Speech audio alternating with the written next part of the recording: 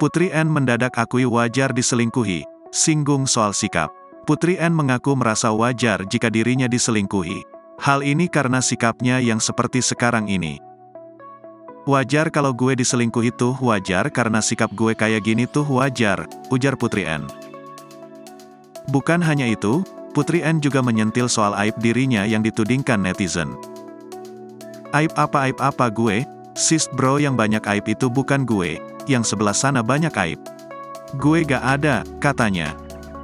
Isu perceraian Arya Saloka dan Amanda Manopo juga dijawab. Kenapa emang kalau cerai, urusannya apa emang sama lu, kata teman pria Putri N.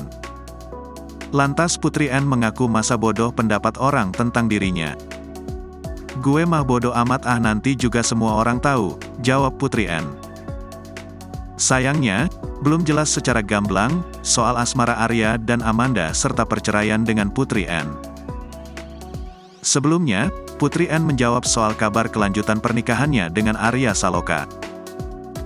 Sebab sampai saat ini nasib pernikahan Arya Saloka dan Putri N masih menjadi misteri. Ketika netizen menanyakan soal kelangsungan pernikahan dengan Arya Saloka, Putri N jawab serius jika itu bukan urusan publik. Selama ini rumah tangga mereka diduga retak karena Arya Saloka diisukan berselingkuh dengan Amanda Manopo, lawan mainnya di sinetron Ikatan Cinta.